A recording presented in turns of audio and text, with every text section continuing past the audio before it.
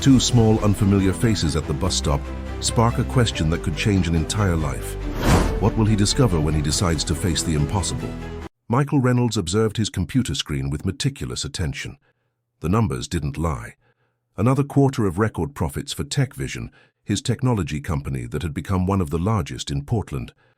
At 42, he commanded an empire built with relentless discipline and personal sacrifices that few would understand. The spacious office on the 20th floor offered a panoramic view of the city, but Michael rarely gave himself the luxury of contemplating it. Time was too precious for distractions. He loosened his navy blue tie slightly, the only sign of the pressure he felt after the meeting with shareholders. His reflection in the window revealed a man with firm features, graying hair at the temples, impeccably aligned suit. The perfect image of business success. No one would imagine that behind that controlled facade there was an emptiness that no professional achievement could fill. He slid his finger across the smartphone screen, checking the day's schedule. An inspection of the new commercial building acquired downtown was the next appointment. Michael liked to personally supervise every detail, especially when it came to an investment of that size. Precision was his trademark, both in business and in his rigidly structured personal life. The divorce from Sarah Miller 5 years ago had been the only variable that had escaped his control, a relationship that had begun promisingly and ended in deep hurts, endless discussions, and finally, silence. Michael had immersed himself in work like someone seeking salvation, transforming every productive minute into a shield against painful memories. "Mr. Reynolds, your driver is waiting," announced Nancy, his secretary, through the half-open door. "Thank you, Nancy. I'll be back for the 3 o'clock video conference." Michael put away some documents in his Italian leather briefcase, a gift from an important client. Nothing in his life was by chance or devoid of strategic significance. Each object, each meeting, each decision was calculated to maximize results and minimize unforeseen events. The panoramic elevator descended smoothly to the ground floor. Michael greeted some employees discreetly, who observed him with a mixture of admiration and fear. He knew he was respected, but not necessarily liked. This had never really bothered him. Trust and competence were more valuable than popularity in the circles where he moved. The cold Portland air hit his face as soon as he crossed the building's automatic doors. August brought that characteristic mixture of lingering winter with timid promises of spring. Michael adjusted his coat and walked toward the car that awaited him. It was then that his gaze caught, almost by accident, a scene at the bus stop in front of the central terminal. A woman was holding 2 children by the hand, dark hair tied in a simple bun, erect posture despite evident fatigue. Michael stopped, as if an invisible force had immobilized him. That profile, the way she slightly tilted her head while talking, the resemblance to Sarah was disturbing. He hadn't seen her in years, but would it be possible to confuse that silhouette with any other? The children, 2 boys from what he could distinguish at a distance, were approximately 5 and 7 years old. The older one gestured animatedly, while the younger one clung to his mother's hand with force. A detail captured Michael's attention, the way the older one furrowed his brow when speaking, identical to his own gesture when concentrating. A chill ran down his spine. "Sir, is everything all right?" The driver's voice brought him back to reality. Michael nodded automatically, unable to articulate words. He entered the car without taking his eyes off the trio at the bus stop. The woman, could it really be Sarah, adjusted one of the boys' backpacks in a protective gesture that Michael immediately recognized. "We can wait a moment," he murmured, trying to organize the thoughts that were now spinning chaotically in his ordered mind. He quickly calculated. The divorce had occurred 5 years ago. If that younger boy was really 5 years old, Sarah could have discovered the pregnancy after the separation. But why wouldn't she have told him? The answer came instantly. The last months of the marriage had been of practically non-existent communication, both isolated in bubbles of resentment and disappointment. A bus stopped, and the woman helped the children board. Michael felt an almost irresistible impulse to get out of the car and call to her. But what would he say? How would he approach such a delicate situation in the middle of the street? And if he was mistaken? The bus departed, taking with it the answers he suddenly needed more than oxygen. "Let's go downtown, sir?" the driver questioned, bringing him back to reality again. Yes, he responded automatically, but his mind was already tracing a new plan. First, let me make a call. Michael sought a rarely used contact in his phone. Gary Phillips, private investigator, who had already provided discreet services to the company in cases of suspected industrial espionage. If there was someone capable of confirming his suspicions without fanfare, it was him. The inspection of the property proceeded like a slow-motion film. Michael nodded, asked questions, took notes, but his mind was miles away, imagining scenarios and possibilities that would never have a place in his meticulously planned life. The idea of being a father, and not knowing it for years, was simultaneously terrifying and fascinating. Back at the office, he locked himself in his room and called Gary. He explained the situation with the objectivity that characterized him, omitting the emotional turmoil he was experiencing. "I need absolute discretion," he emphasized. "I want information about Sarah Miller, current address, occupation, family situation, especially about the children." "Understood, Mr. Reynolds. Any specific deadline?" "As soon as possible, but prioritize accuracy." Michael hung up and observed the sunset tinting Portland's horizon with orange tones. For the first time in years, the numbers, contracts, and strategies seemed insignificant in the face of the possibility that now consumed him. Were those boys his sons? He opened the bottom drawer of his desk and removed a rarely consulted folder. Inside, among divorce documents, there was a single photograph of Sarah and him taken during a trip to Aspen when they still believed they had a future together. The frozen smiles on that paper now seemed to belong to strangers, younger and more hopeful versions of themselves. The next morning, Michael woke up after a restless night, filled with confusing dreams where he chased children through endless corridors. He dressed mechanically and drove to the office, where a message from Gary was already waiting for him. Preliminary information confirmed. Subject located. Awaiting instructions for next steps. Michael took a deep breath. His meticulously organized life was about to change forever, and for the first time, he had no control over the outcome. If this story interested you, don't forget to subscribe to our channel and give a like. Tell us what city you're watching from. We continue. Gary Phillips' office was in a discreet building in the Greenwood neighborhood. Nothing on the simple facade suggested that one of Portland's most efficient private investigators worked there.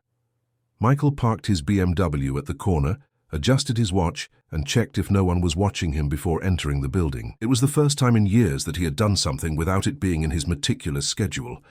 Gary received him with a firm handshake. In his early 50s, the ex-cop carried on his face marks of a life of observation and discretion. The office was surprisingly organized, labeled folders, state-of-the-art surveillance equipment carefully arranged, and an immaculate work desk. "I have consistent information, Mr. Reynolds. I confirm that it is indeed Sarah Miller, your ex-wife." Michael felt his heart accelerate as Gary opened a folder with photographs and reports. "She currently resides in the Bridgeport neighborhood in a modest apartment. She works as an administrative manager in a medical clinic and in the evening does freelance translations to supplement her income. The children are Tyler, 7 years old, and Noah, 5. Both study at Lincoln Elementary School." Michael observed the photographs showing Sarah taking the boys to school. She was thinner than he remembered, but maintained that determined expression he had always admired, even in the worst moments of their marriage. The children wore simple uniforms and carried colorful backpacks. The older one, Tyler, had the same dark, thick hair as Michael, while Noah looked more like his mother, except for the eyes, unmistakably similar to his own. "Do the dates match up?" Michael asked, trying to keep his voice steady. "Perfectly. Noah was born exactly 9 months after your divorce was finalized. Tyler, 2 years before. Both have birth certificates with only the mother's name. No paternal registration." The information hit Michael like a punch to the stomach. There were no more doubts. Those were his children. Children he never knew existed, who were growing up without his knowledge, without his support, without his presence. "What is their financial situation?" Gary adjusted his glasses and consulted his notes. "Stable but tight. The rent consumes almost half of her clinic salary. The translations guarantee the other basic expenses. There are no luxuries, but they don't experience extreme needs either. However, I identified some late payments, mainly for the children's health insurance." Michael nodded, absorbing every detail. He imagined Sarah working 2 jobs while caring for 2 young children alone. Guilt began to corrode his chest. And their routine? Quite regular. Sarah drops the children at school at 7:30 a.m. and goes to the clinic.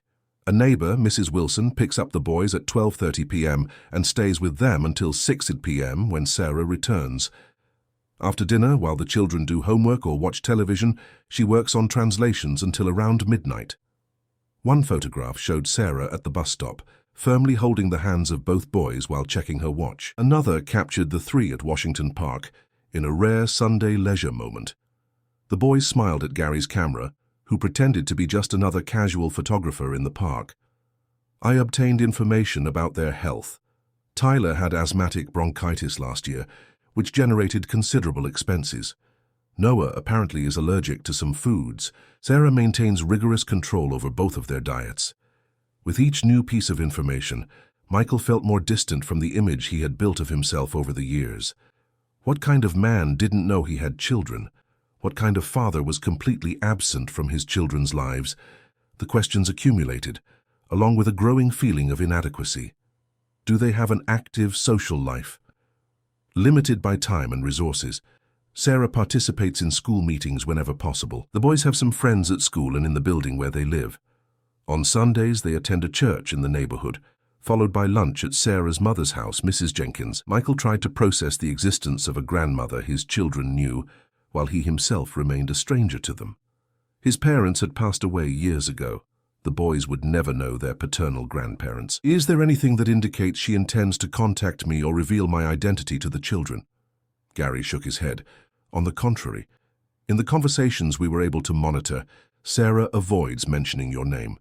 When questioned by acquaintances about the children's father, she changes the subject or just says that he is not part of their lives. The children occasionally ask questions, especially Tyler, but she answers vaguely.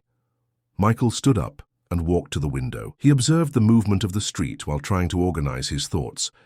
Part of him wanted to go immediately to meet them, introduce himself, assume his responsibilities.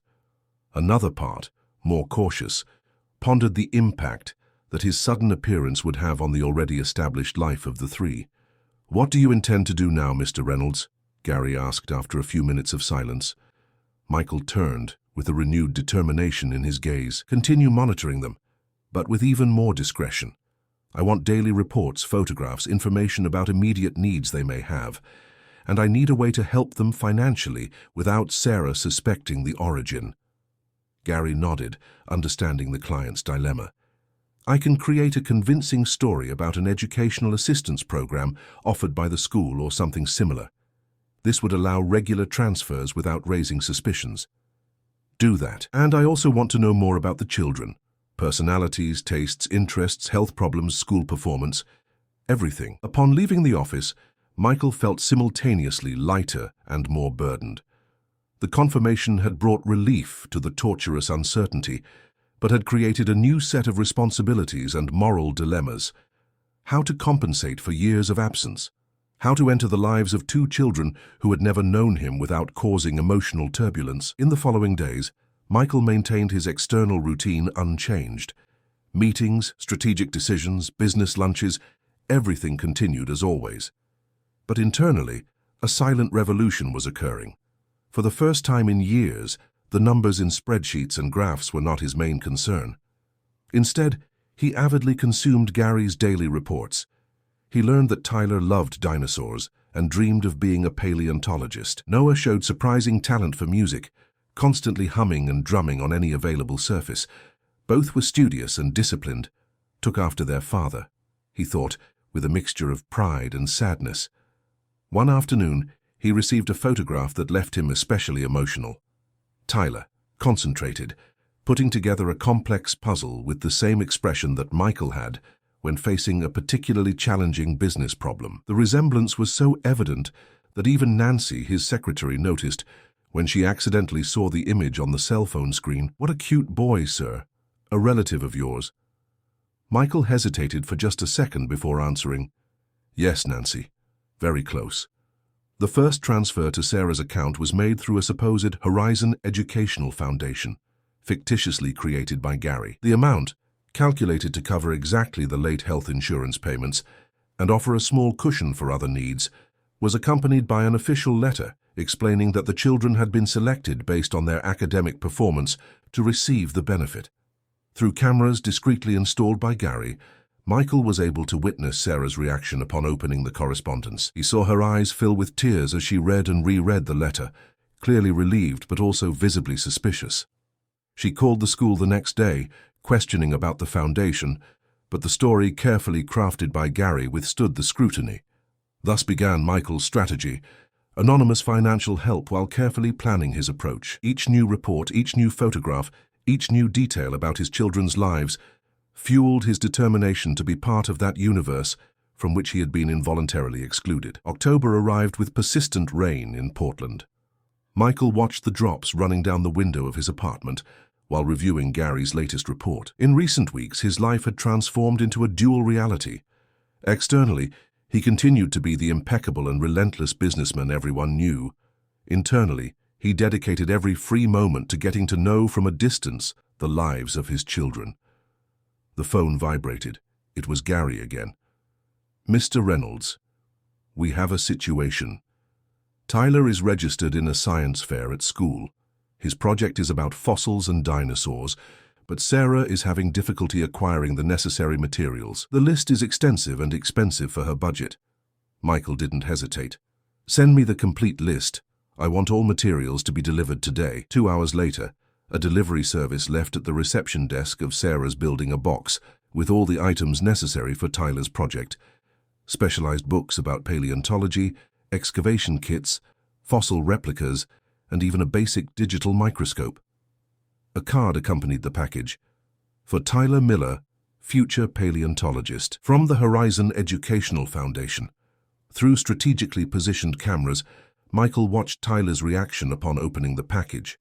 The boy's face lit up with a smile so genuine, so full, that Michael felt his eyes water. It was the first time he had provided joy to his son, even if anonymously. "Mom, look at this. It's everything I needed. There are even things I didn't ask for," exclaimed Tyler, examining each item with wonder. Sarah, however, showed an expression divided between gratitude and suspicion. "It's very generous of this foundation," she commented, carefully examining the card. "But it's strange. How did they know exactly what you needed?" Michael realized he needed to be more subtle. Sarah's intelligence had always been one of the qualities he most admired in her, and now it represented a challenge for his anonymous interventions. In the following weeks, he modulated his actions. Instead of direct deliveries, he began to use more plausible channels: a legitimately existing music incentive program that coincidentally selected Noah's school for instrument donations, a supermarket promotion that resulted in gift cards sent to randomly selected families, coincidentally including Sarah's. Each small help was carefully calculated not to arouse suspicion, but sufficient to alleviate the weight on Sarah's shoulders. Michael discovered an unprecedented pleasure in observing, through Gary's reports, how his interventions gradually improved the family's quality of life. Noah got music lessons after school, something Sarah had always desired but never been able to provide. Tyler began attending a science club on Saturdays. The refrigerator was now always stocked, and Sarah was able to reduce her freelance working hours, spending more time with the boys. "Something is happening, Mrs. Wilson," Michael heard Sarah confide to the neighbor who helped with the children. "It seems like suddenly the universe decided to make things a little easier for us. I'm afraid it's just temporary, you know? That I'll wake up and discover it was just a good dream."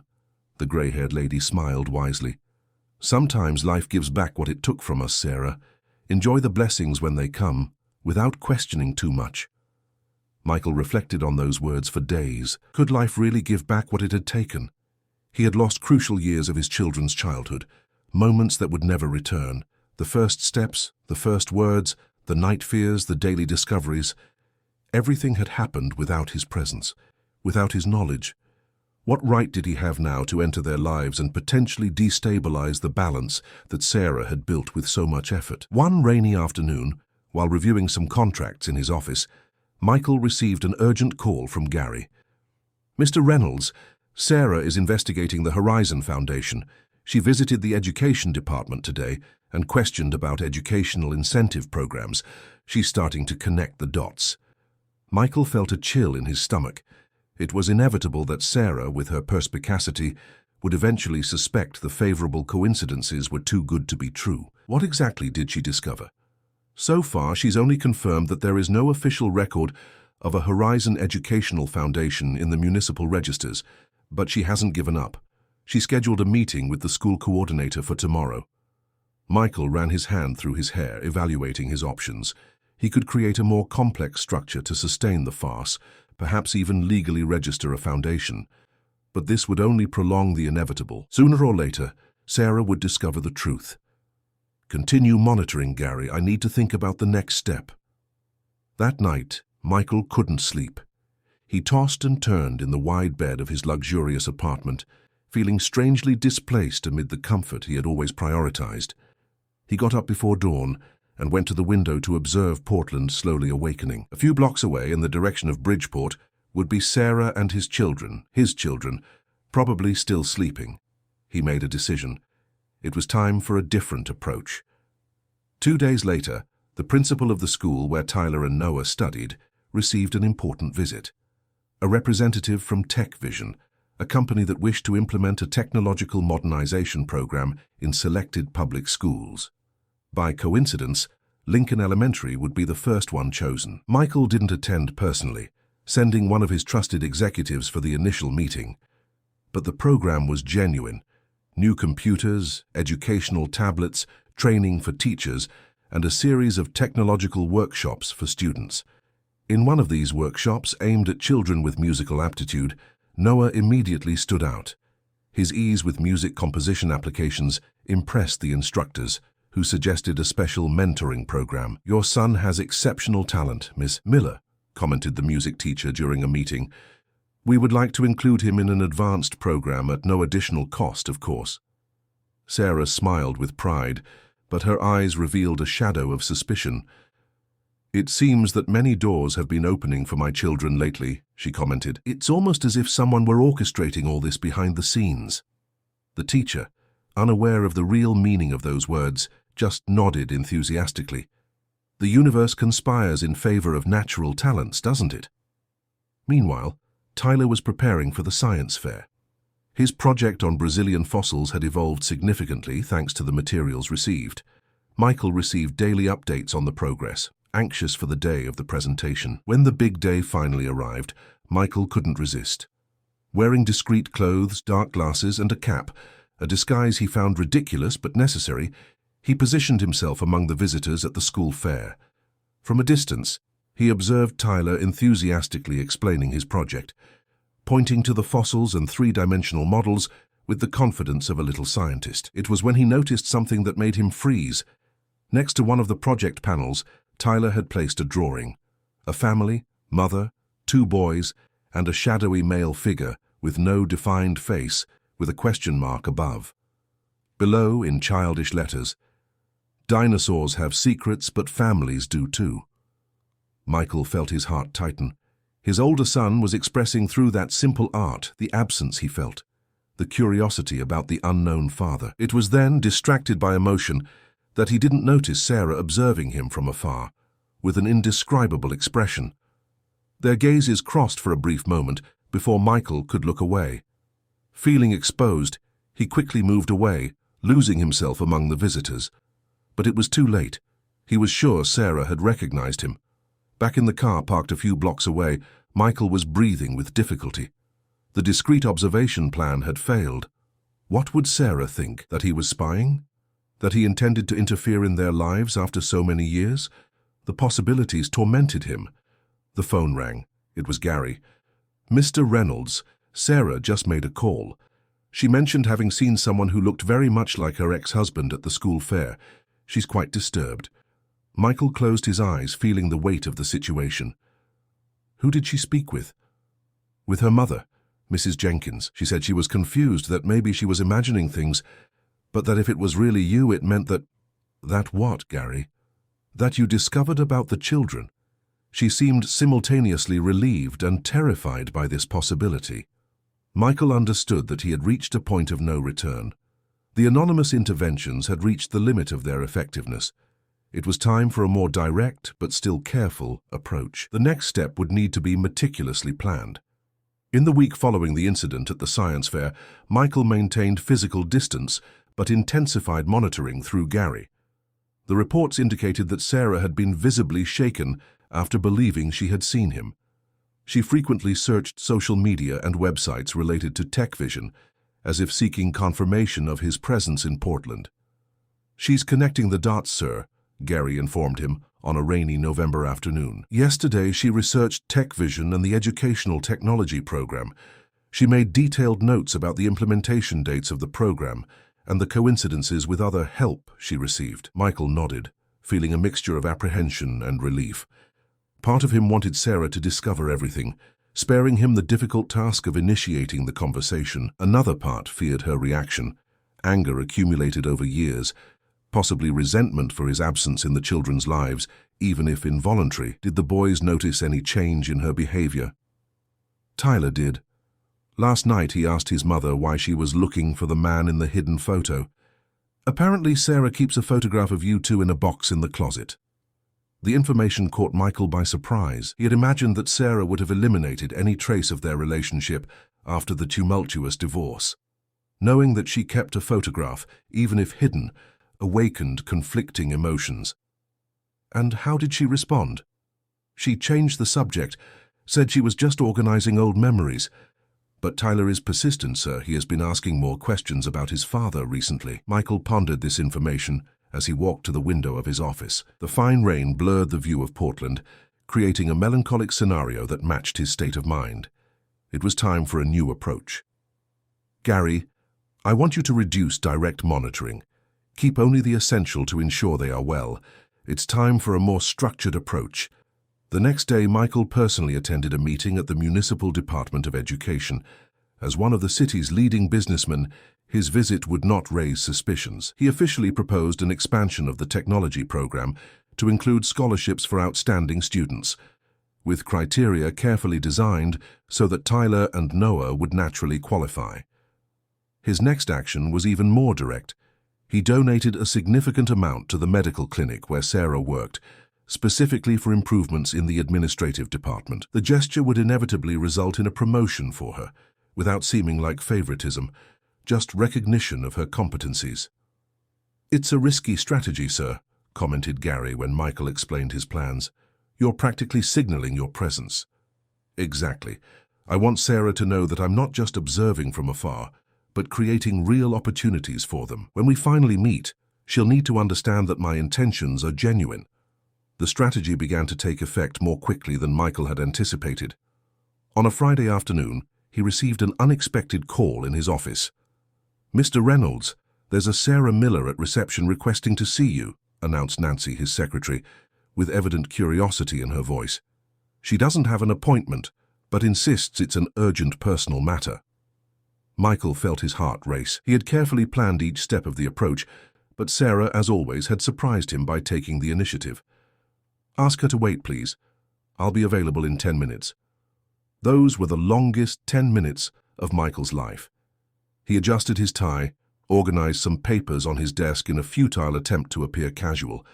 When he finally authorized Sarah's entry, he was genuinely nervous, a sensation he rarely experienced. She entered with the erect posture he well remembered, although her gaze revealed a mixture of determination and vulnerability. She wore simple but elegant clothes, probably the best she had for a visit to TechVision's imposing building. Her hair, now with some discreet grey strands, was tied in a bun that highlighted her intense eyes even more. "Sarah," Michael greeted her, remaining behind his desk as an unconscious form of protection. "Michael," she responded, her voice firm but slightly trembling, "I believe we have pending matters." He nodded, indicating the chair in front of his desk. Sarah sat down, carefully placing her purse on her lap.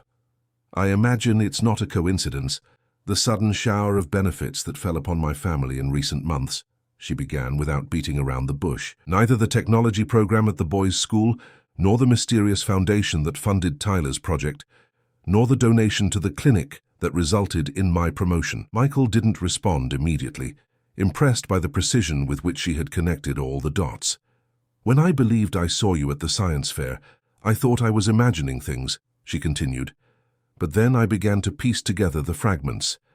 Everything pointed to you. The question is, why now, Michael, after so many years?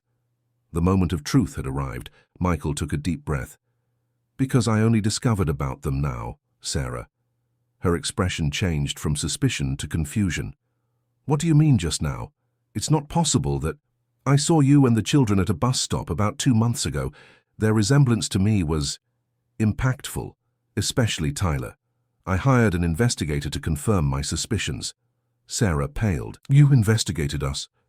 I needed to be sure, Sarah, and I wanted to understand your situation before approaching. She let out a bitter laugh. Typical of you, Michael. Always calculating every step, always needing to have total control before acting. The comment hit him with painful precision. It was true. Even when faced with something as emotional as discovering he had children, his approach had been methodical, strategic. Why did you never tell me about them? He finally asked, his voice softer. Sarah looked away, observing the view of the city through the wide window of the office. I tried. Several times. When I discovered I was pregnant with Noah, you were immersed in the company's expansion process. I left messages, sent emails, all ignored. Later, I learned from mutual acquaintances that you had temporarily moved to Chicago. Michael remembered that period, 6 months in Chicago, personally supervising the opening of the branch, working 18 hours a day, often sleeping in the office. He had changed his phone number, created an email exclusively for priority matters. When you returned to Portland, Noah was already almost 6 months old. I tried again. I came here, but your secretary at the time, it wasn't Nancy yet, said you were at an international conference. I left a letter. I never got a response. Michael felt as if the ground was opening beneath his feet. He vaguely remembered personal correspondence that he had discarded without opening, presuming it to be another attempt by Sarah to renegotiate the terms of the divorce. After the 3rd month trying to contact you without success, I concluded that you had made your position clear. I decided to raise my children alone, without forcing the presence of a father who clearly didn't want them in his life. The words hit Michael like a physical blow. The idea that Sarah thought he had deliberately rejected his own children was unbearable. I didn't know, Sarah. I swear by everything that's sacred. If I had known... What would you have done differently? She questioned, looking directly into his eyes. Would you have abandoned your expansion plans? Would you have reduced your working hours to be present in their lives? Would you have accepted the mess, the chaos, and the unpredictability that children bring to the life of a man who can't tolerate even a pencil out of place? The questions hung in the air, painfully pertinent. Michael didn't have ready answers, for the first time in a long time. I don't know what I would have done, Sarah. I can't change the past, but I know what I want to do now. She waited, her gaze still suspicious. I want to meet them. I want to be part of their lives. I want to make up for lost time, if you'll allow it. Sarah adjusted herself in the chair, visibly processing the request. It's not that simple, Michael. It's not just about you showing up with expensive gifts and magically fixing everything. Tyler and Noah are 7 and 5 years old. They have formed personalities, established routines, a life built without your presence. How to explain to them that the father they never knew suddenly wants to enter their lives? The question was legitimate, and Michael knew it. He couldn't simply invade the universe carefully constructed by Sarah and expect to be received with open arms. We can do this gradually, he suggested. Introduce me first as a friend, someone who wants to meet them. With time, when there's trust, we reveal the truth. Sarah considered the proposal, drumming her fingers on the strap of her purse. And if it doesn't work out? If you realize that fatherhood isn't what you expected? That it requires sacrifices you're not willing to make? I can't risk my children suffering the pain of abandonment twice. The concern was valid. Michael knew he had a reputation for prioritizing work above personal relationships. His track record didn't inspire confidence in the matter of emotional commitment. I understand your concern. But people change, Sarah. Seeing Tyler and Noah, even from afar, has already transformed something fundamental in me. I'm not asking you to trust blindly. I'm asking for a chance to prove I can be the father they deserve. A heavy silence settled in the office. Outside, the rain had ceased, and the sun was trying to break through the clouds, partially illuminating the city. "I'll think about it," Sarah finally responded, standing up. "I need to consider what's best for them, not for me or for you." Michael nodded, respecting her position. "That's all I ask." And Sarah, she stopped at the door, turning to face him. "Regardless of your decision about my involvement, I want you to know that I will continue providing financial support. Openly now, no more through fictitious foundations. It's the least I can do." A slight smile appeared at the corner of her lips, the first since she had entered that room. "Always practical, aren't you, Michael? Some things never change." After Sarah's departure, Michael remained motionless for long minutes, absorbing the impact of that encounter. The office that had always been his refuge, his territory of absolute control, now seemed strangely empty and insignificant compared to the prospect of building a relationship with his children. If this story interested you, don't forget to subscribe to our channel and give a like. Tell us what city you're watching from. We continue. 2 weeks passed without news from Sarah. Michael respected her space, although each day of waiting seemed like an eternity. He kept himself informed through Gary, who confirmed that the family's routine continued normally, with one significant difference. Sarah spent hours at night in front of the computer, researching and making notes. "She's seriously considering your proposal, sir," commented Gary. "She found articles about how to introduce absent father figures into children's lives, consults parenting advice forums, even scheduled an appointment with the school psychologist." Michael felt a mixture of anxiety and hope. The fact that Sarah was researching the subject indicated that she hadn't completely dismissed the idea. He himself dedicated his nights to similar readings, seeking to understand how he could best integrate into the boys' lives. One December morning, Michael was in a meeting with investors when Nancy discreetly interrupted. "Mr. Reynolds, excuse the interruption, but there's an urgent call from Ms. Sarah Miller. She said it's about Noah." Michael felt his heart freeze. He excused himself to those present and answered immediately. "Michael," Sarah's voice was trembling, "Noah is in the hospital. He had a severe allergic reaction during snack time at school. We're at Children's Memorial Hospital." "I'm on my way," he responded without hesitation. During the journey to the pediatric hospital, Michael tried to stay calm, but 1,000 catastrophic scenarios crossed his mind. The expression "severe allergic reaction" echoed in his thoughts. Why had Sarah called him? Was it just for practical reasons, or did it represent an opening for his participation in the boys' lives? Upon arriving at the hospital, he found Sarah in the waiting room, her face marked by worry. Tyler was sitting next to her, nervously swinging his legs and holding a dinosaur plush toy. Both looked exhausted. "How is he?" Michael asked, approaching cautiously. "Stable now. Apparently he ate something with nuts in the collective school snack. The teacher acted quickly with the adrenaline injection, but the doctors want to keep him under observation for 24 hours. Michael nodded, feeling momentary relief, followed by a renewed wave of concern. "Can I see him?" Sarah hesitated briefly before responding. "He's sleeping. And Michael, he doesn't know who you are yet." The reality of the situation hit him hard. His own son was hospitalized, and he was a complete stranger to the boy. It was then that he noticed Tyler observing him with curiosity. "You're the man from the science fair," said the boy, surprising both Michael and Sarah. "I saw you looking at my dinosaur project." Michael sat down slowly in a nearby chair, maintaining a respectful distance. "Yes, I am. Your project was really impressive. You know a lot about paleontology." Tyler's face lit up momentarily, despite the concern for his brother. "I can identify more than 50 different species. Want to see?" He opened his backpack and took out a notebook full of detailed drawings of dinosaurs, each one carefully labeled.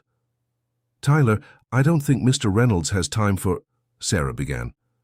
"Actually, I'd love to see," Michael gently interrupted. "I have all the time in the world."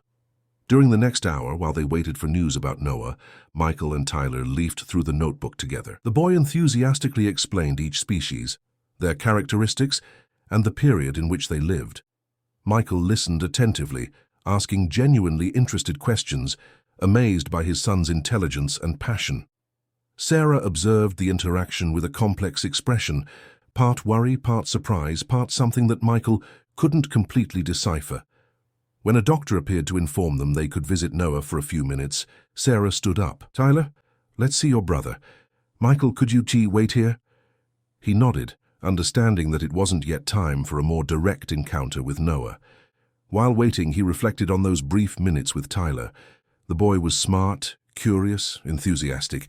He seemed like a lighter and more open version of himself in childhood, before the pressures and expectations of the Reynolds family transformed him into the meticulous and controlled adult he had become. When Sarah returned alone, she seemed to have made a decision. "Tyler stayed with the nurse for a few minutes. We need to talk." They sat in a more secluded corner of the waiting room. "I called you because Noah will need to stay hospitalized and I can't abandon Tyler. I need help," she admitted, visibly uncomfortable having to ask. "Anything you need, Sarah. I'm here." She nodded, rubbing her tired eyes. "Besides that, seeing you with Tyler now, I realize that maybe it's time. They deserve to know their father, and you seem sincere in your desire to participate in their lives." Michael felt a wave of emotion that he could barely control. "What do you propose?" "Noah will be hospitalized until tomorrow at minimum. Afterward, he'll need care at home for a few days. I was thinking of introducing you first as a family friend who is helping us. With time, when the boys feel comfortable with your presence, we reveal the truth." It was practically what Michael had suggested weeks before, but hearing the proposal coming from Sarah had a completely different meaning. It represented trust, something he knew had an inestimable value coming from her. "I completely agree. We'll follow your pace, Sarah." In the following days, Michael completely reorganized his schedule. He delegated responsibilities, cancelled trips, surprising his executives with the sudden change in priorities. When Noah was discharged, Michael had already prepared his apartment to receive younger visitors, removing fragile objects, stocking the pantry with food suitable for children, and even acquiring some games and children's books. As agreed, Sarah introduced him to the boys as a friend who will help us while Noah recovers. Tyler, already familiar with Michael after the conversation at the hospital, easily accepted the explanation. Noah, still weakened by the traumatic experience, was more reserved, observing the stranger with curious but cautious eyes. Michael established a routine to visit Sarah's house daily, bringing meals prepared by a catering service specialized in diets for allergy sufferers, helping Tyler with homework, while Sarah cared for Noah, or simply offering company and silent support. A tacit understanding developed between the adults. Michael was on probation, needing to prove not only to Sarah, but mainly to himself, that he could be constant and reliable. On a particularly difficult afternoon, when Noah had a fever and Tyler needed help with a school project, Michael cancelled a crucial meeting with Chinese investors to remain with the family. Sarah observed the phone call, hearing him reorganize his schedule without hesitation or irritation. "This would have been unthinkable for the Michael I knew," she commented later when they were alone in the kitchen. "People change, Sarah. Some take longer than others, but they change." On the 10th day of this new dynamic, an unexpected event accelerated the process. Noah, already recovered and more comfortable with Michael's presence, was drawing at the living room table while the adults talked and Tyler watched a documentary about dinosaurs. "I finished," announced the little one, proudly raising the paper. "It's our family." The drawing showed 4 stick figures, a woman with long hair, clearly Sarah, 2 boys of different sizes, and a tall man in a suit, with what appeared to be a phone in his hand. "And who is this?" Sarah asked softly, pointing to the male figure exchanging a significant look with Michael. "It's Uncle Michael, duh," responded Noah, as if it were obvious. "He's part of our family now, isn't he?" The innocent question, loaded with profound implications, hung in the air. Michael felt his throat tighten, unable to respond. Sarah took a deep breath before speaking. "Actually, Noah, Michael isn't exactly an uncle." Tyler, who apparently had lost interest in the documentary, joined the conversation. "I already knew he wasn't just a friend. Friends don't bring food every day and don't help with math homework." Michael and Sarah exchanged surprised looks. Tyler's perspicacity was sometimes disconcerting. "Then who is he?" insisted Noah, looking from one adult to the other with genuine curiosity. Sarah made a slight nod to Michael, a silent authorization. It was the moment. He sat on the couch, trying to find the right words. "Boys, there's something important we need to tell you," he began, his voice more emotional than he intended. I'm not just a family friend. I am, well, I am your father." There followed a moment of absolute silence. Noah tilted his head, confused, while Tyler widened his eyes, processing the information. "If you're our father, why did you never come to see us before?" Tyler asked directly, with the brutal honesty typical of children. Michael felt the impact of the question like a physical blow. It was exactly the question he most feared, and for which he didn't have a simple answer. "It's complicated, Tyler," intervened Sarah, sitting next to Michael. "Sometimes adults make mistakes and make decisions that—" "No," Michael gently interrupted. "They deserve honesty." He turned to the boys, who were observing him with indecipherable expressions. "The truth is that I didn't know about you. Your mother tried to tell me, but I was distant, working too much, focused on things that seemed important at the time, but that now I know weren't. When I finally discovered about you a few months ago, I was so happy and scared at the same time that I didn't know how to approach." "Was it you who sent the dinosaur books?" asked Tyler, suddenly making the connection. Michael nodded. "And the microscope too?" "Yes." "And the musical instruments at Noah's school?" "Also." The boys exchanged looks, having one of those silent conversations that only siblings understand. "Are you going to live with us now?" asked Noah, gripping his dinosaur plush toy more tightly. The question caught the adults by surprise. "No, Noah," Sarah quickly responded. "Michael has his house, and we have ours, but he can visit you whenever he wants, and you can visit his house too if you want." "Like a weekend dad?" questioned Tyler, the tone slightly accusatory. Michael felt the weight of those words. He didn't want to be just a weekend dad, a peripheral presence in his children's lives. "No, Tyler.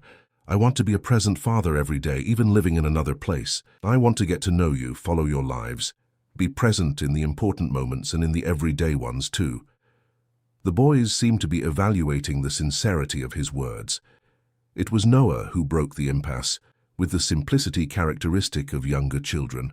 "Can I call you Dad then?" Michael felt his eyes water, something that hadn't happened since adolescence. "Nothing would make me happier, Noah."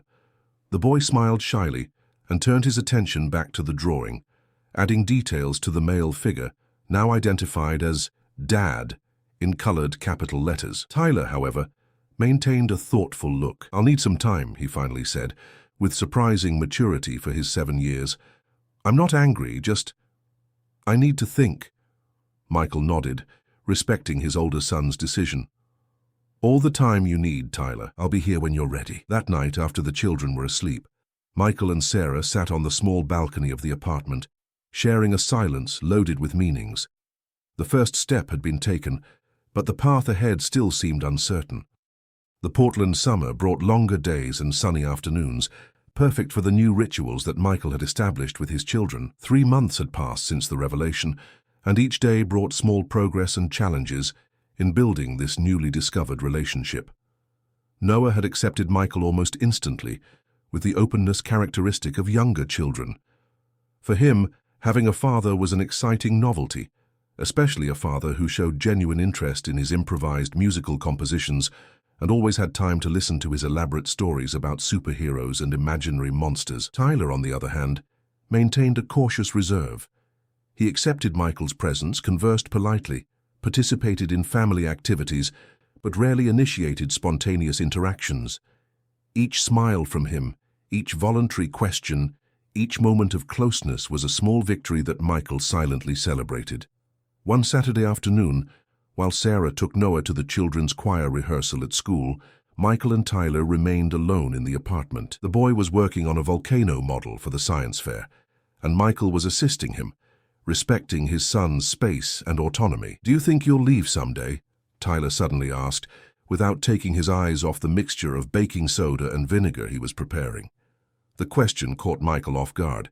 He carefully placed the brush with red paint on the newspaper that protected the table. "Leave how?" "From the apartment today." "No," Tyler raised his eyes, facing Michael directly. "Leave our lives, like before." The weight of those simple words was immense. Michael understood that, despite months of constant presence, Tyler still feared abandonment, still didn't fully trust the permanence of this new family configuration. "No, Tyler, I'm not leaving, never again." "Promise?" "I promise. And I know that promises are easy to make and hard to keep. So I want you to observe my actions, not just my words. I'm here every day, aren't I? Even when I have important meetings." Tyler nodded, thoughtful. "Mum said you changed a lot. That before you only thought about work." Michael smiled slightly. That was the most personal thing Tyler had ever shared with him. A private conversation with Sarah. "Your mother is right. I was different. I thought success meant having a lot of money, a big company, recognition. Now I know that true success is being with those we love, building relationships that matter." Tyler absorbed the response, returning to mixing the ingredients for the volcano. After a few minutes of silence, he spoke again. "Did you know that some dinosaurs, like the Maiasaura, cared for their young for several years until they became independent? They didn't abandon their nests like other reptiles." Michael recognized the analogy, touched by the way Tyler expressed his concerns through his knowledge of paleontology. "It's an excellent example of behavioral evolution," he responded, following his son's lead. "Some species discovered that investing time in their young resulted in greater success for the entire species." "Yeah," agreed Tyler, a small smile forming at the corner of his lips. "I think humans can evolve too, right?" It was the closest moment to acceptance that Michael had received from his older son. He felt a lump in his throat, but maintained his composure, knowing that Tyler needed this emotional stability from him. "They certainly can, son, especially when they have good reasons for it." That night, when Sarah returned with Noah, she found Michael and Tyler asleep on the couch, surrounded by science books and materials for the model. The volcano was almost complete, and beside it a drawing of an adult dinosaur next to a baby rested on the coffee table. The relationship with Sarah was also evolving, albeit in a more complex way.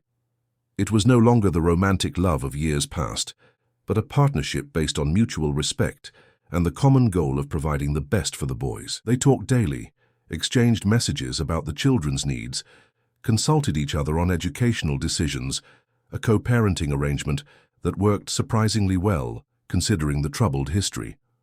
One afternoon, while the boys played in the playground near the apartment, Sarah and Michael sat on a bench, observing them from a distance. "I never imagined we would reach this point," she commented, adjusting her sunglasses.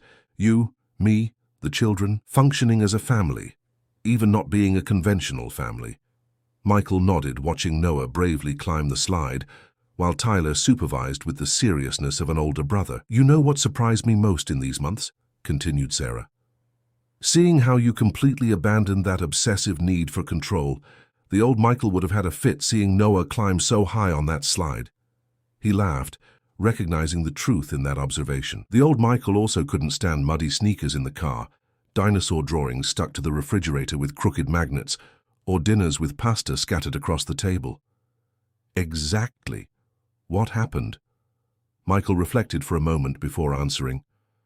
"I realized I was controlling the wrong things. I spent years micromanaging schedules, spreadsheets, investments, while leaving what's truly important. Relationships, human connections, adrift." Sarah observed him with an expression that Michael couldn't completely decipher. "Are you happy now?" she finally asked. "More than I ever imagined possible," he responded without hesitation. "And you?" She smiled, looking at the boys who were now running toward the swing. "I am too. It's different from what I planned, but it works. The boys are happy, secure, loved. In the end, that's what matters."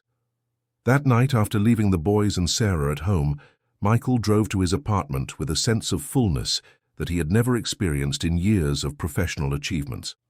On the way, his phone rang. It was Nancy, his secretary. "Mr. Reynolds, sorry to bother you at night, but we have a situation with the Asian contract. The investors are demanding an in-person meeting in Singapore next week. It would be a trip of at least 10 days. The old Michael would have immediately reorganized his schedule, booked flights, and started preparations for the trip. The new Michael responded without hesitation. "It won't be possible, Nancy.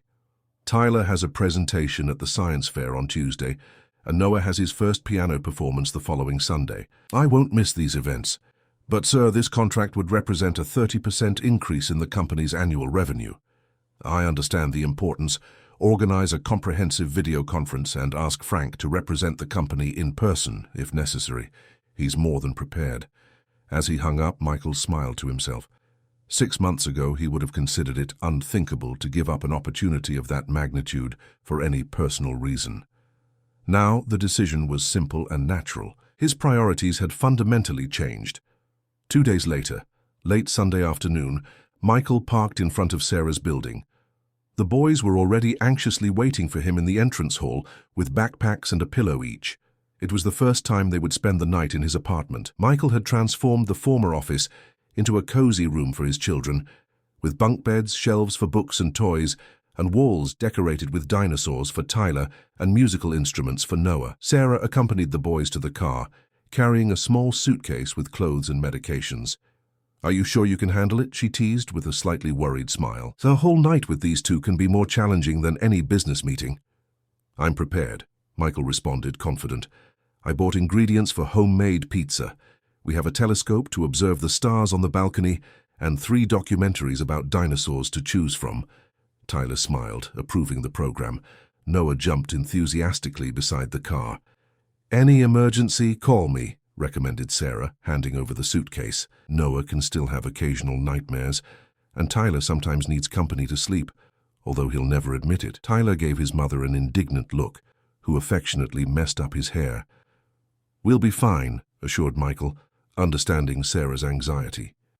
It was the first time she would be separated from her children for an entire night since they were born. While helping the boys fasten their seatbelts, Michael noticed Sarah observing them with a complex expression: pride, nostalgia, and something else he couldn't completely identify. "Thank you," she said simply, before walking away. Michael nodded, understanding the depth of that gratitude. It wasn't just for taking care of the boys that night, but for all the months of consistent effort, for genuinely transforming himself, for becoming the father that Tyler and Noah deserved. The night with the boys was exactly the joyful chaos that Sarah had predicted. The kitchen transformed into a battlefield of flour during the pizza preparation. The star observation session involved impossible-to-answer questions about black holes and alien life. Bedtime extended for much longer than planned, with additional stories, glasses of water, checks for monsters under the bed, and negotiations about the intensity of the nightlight. When they finally fell asleep, Michael sat on the edge of Tyler's bed, observing his children. Noah firmly hugged the dinosaur plush toy, while Tyler slept in a perfectly symmetrical position, a trait he had evidently inherited from his father. Michael realized that for the first time in his life he felt completely at peace. There was no anxiety about the next professional goal, no feeling of emptiness to be filled with more achievements, more possessions, more control. There was only that moment, perfect in its simplicity, and the certainty that he had finally found his true purpose. The next morning, after a breakfast full of pancakes and laughter, Michael took the boys back home. Sarah received them with long hugs, as if they had been separated for weeks, not just one night. "So, how was it?" she asked, while the boys ran inside to show the drawings they had made in their father's apartment. "Amazing," Michael responded sincerely. "Exhausting, chaotic, and absolutely perfect." Sarah smiled, recognizing the complete transformation of the man in front of her. This was no longer the meticulous and controlling Michael she had known, obsessed with order and success. He was a man who had discovered a different form of happiness, one based on love and connection, not on achievements and possessions. "Want to come in for coffee?" she invited, surprising both of them with the naturalness of the gesture. Michael accepted, following her into the apartment where Tyler and Noah were already animatedly planning. The next night they would spend at their father's house.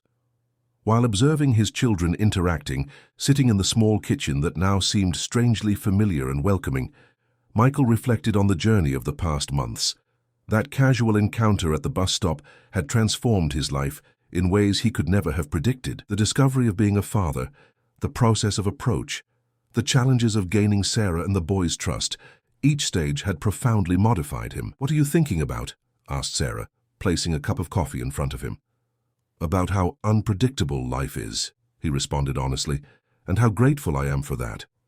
Sarah nodded, understanding. She sat at the table with her own cup, and for a moment they seemed just like a normal family on a Sunday morning.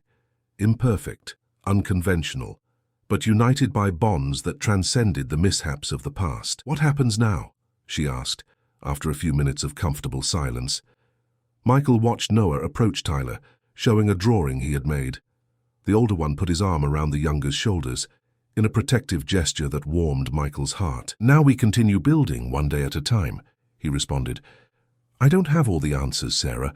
I just know that I want to be present for every important moment in their lives. And in yours too, if you'll allow it." She met his gaze, a silent communication passing between them. Not the rekindling of an old passion, but the recognition of a new form of partnership based on mutual respect and shared love for their children. "One day at a time," she agreed, raising her cup in a symbolic toast. Michael smiled, returning the gesture. The future still held uncertainties, challenges, and adjustments, but for the first time in his life, unpredictability didn't terrify him. He had learned that the most significant moments rarely appeared in meticulously planned schedules.